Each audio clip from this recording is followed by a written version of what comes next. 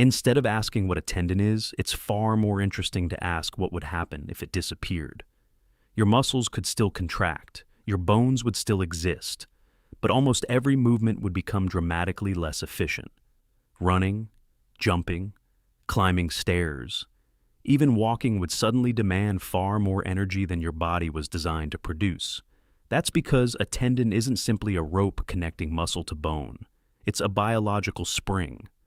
Every step you take briefly stretches your Achilles tendon before it snaps back, returning much of the energy that would otherwise be lost. Instead of forcing your muscles to generate every bit of force from scratch, the tendon quietly recycles energy from the previous movement.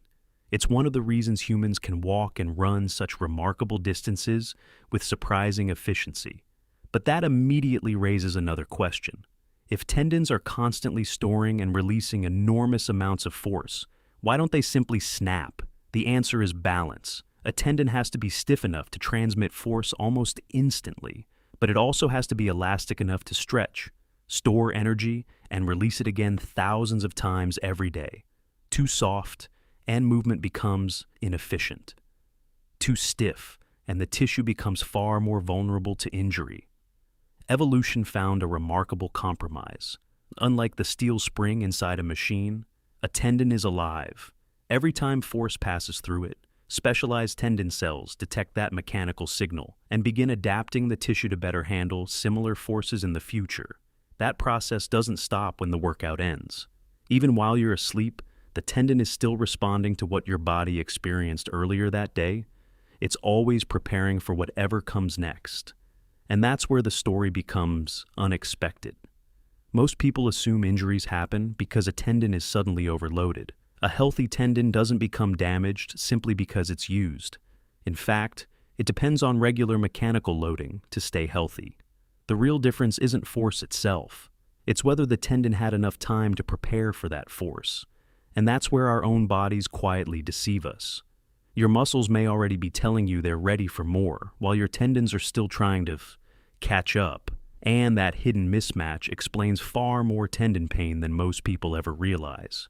The strange part is that your muscles and tendons experience exactly the same workout. Every repetition, every sprint, and every jump loads both tissues at the same moment. Yet they don't adapt together. Muscles are designed to generate force.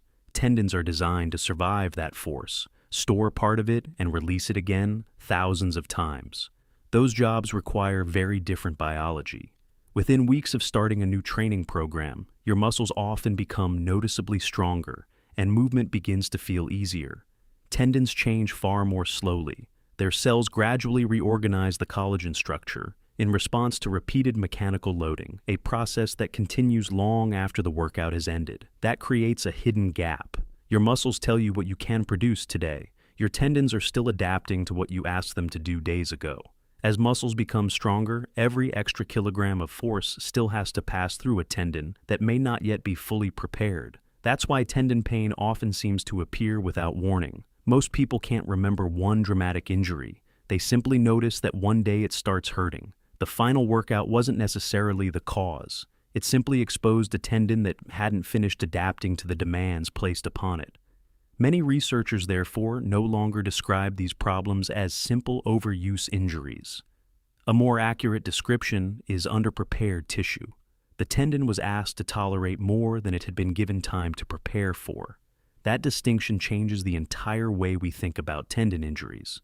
Because if the real problem isn't simply using the tendon, then the solution can't simply be using it less.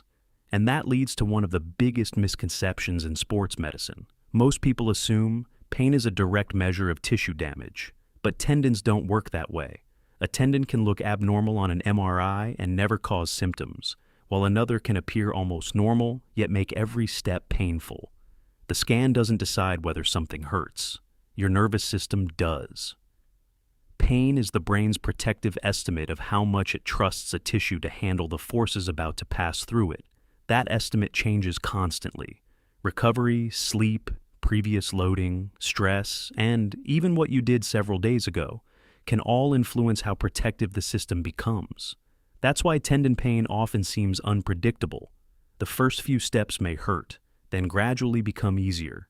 Many people assume the tendon has suddenly healed. In reality, the tissue hasn't changed within minutes. The nervous system has simply become less protective as movement continues, which brings us to one of the most important facts in tendon biology: capacity. Muscles are often judged by how much force they can produce. Tendons are defined by how much force they can safely tolerate. Those are not the same thing. A strong muscle can still overload an underprepared tendon, which means the real goal isn't simply building strength. It's gradually expanding the tendon's capacity until everyday life, then exercise, then sport, all fall comfortably within what the tissue can handle. That's why the final movement is rarely the true cause of the injury.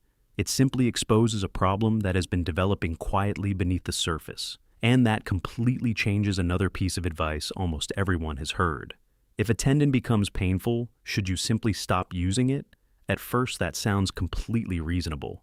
Pain usually means protection, and immediately reducing excessive loading after an injury is often the right decision. But there's an important difference between a tendon and removing all of its work. Its cells rely on mechanical tension to understand how the collagen network should be maintained and rebuilt. Remove that signal for too long, and the tendon may become less prepared for the forces waiting when normal activity returns. It needs the right conversation with force. That's why complete rest often creates a frustrating illusion. Within days or weeks, the pain begins to settle.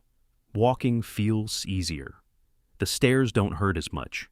It feels as though the tendon has healed, but pain and preparation aren't the same thing. The alarm may have become quieter, while the tissue's capacity has barely changed. Then comes the familiar story. The first run, the first tennis match, the first hike, or simply carrying something heavier than expected. And suddenly, the pain is back. Not because the tendon failed overnight, but because it was asked to perform a job it hadn't finished preparing for. That's why modern rehabilitation has changed so dramatically over the past 2 decades. The goal is no longer to avoid force. The goal is to reintroduce it slowly, predictably, and in amounts the tendon can successfully adapt to. Every successful loading session teaches the tissue one simple lesson: you can handle this. Over time, that lesson becomes biology, which leads to another fascinating discovery. Not every type of force sends the same message. Some forms of loading overwhelm an irritated tendon. Others seem to calm it down while still giving its cells exactly the signal they need. And that raises an unexpected question. If movement isn't always the answer, what happens when a tendon works incredibly hard without moving at all? It sounds almost impossible. How can standing completely still prepare someone to run, jump, or sprint again? The answer reveals something surprising. A tendon doesn't recognize exercises. It recognizes mechanical signals. Imagine someone recovering from an irritated Achilles tendon. A sprint sends an enormous wave of force through the tissue in a fraction of a second. The tendon stretches, stores energy, and releases it again almost instantly. Now imagine the same person standing perfectly still on the edge of a step, pushing hard through the ground without moving. The calf is working intensely. The tendon is carrying a tremendous load. But something has completely changed. The force is no longer rushing through the tissue. It's staying there. Scientists call this an isometric contraction. The muscle produces force, but the joint barely moves. For the tendon, that's a completely different mechanical conversation. Instead of experiencing a rapid burst of energy, the collagen fibers remain under steady tension. The load spreads gradually through the tissue, giving tendon cells time to sense and respond to that signal. Not impact, not speed, just controlled mechanical tension. For an irritated tendon, that difference can be remarkably important. Several studies have shown that heavy isometric loading can temporarily reduce pain in some people with tendinopathy. Researchers are still debating exactly why. It may involve changes within the nervous system, altered pain processing, or subtle differences in how force is distributed through the tissue. But one thing has become increasingly clear. The reduction in pain isn't the real goal, it's the opportunity. Pain relief creates a window in which the tendon can begin rebuilding its capacity. That's why so many rehabilitation programs fail. People mistake feeling better for being better. Pain relief doesn't mean the collagen has suddenly reorganized or the tendon has instantly become stronger. It simply creates an opportunity to rebuild capacity. Isometric loading is therefore not the destination. It's the bridge. It allows the tendon to experience force without immediately facing the rapid loading of running, jumping, or sprinting. Speed matters. A slow strength exercise can place a large load on a tendon, but the force builds gradually. During a sprint, landing, or sudden change of direction, that same force develops within milliseconds, leaving the tissue almost no time to respond. A tendon may be strong enough for the load itself, but not yet prepared for how quickly it arrives. That's why elite sprinters, jumpers, and weightlifters don't simply have stronger muscles. They have tendons that have spent years adapting to transmit enormous forces at extraordinary speed. From there, rehabilitation gradually progresses from steady force to movement, from movement to speed, and finally to the unpredictable demands of everyday life, because that's what healthy tendons are built for, not perfect exercises, real life.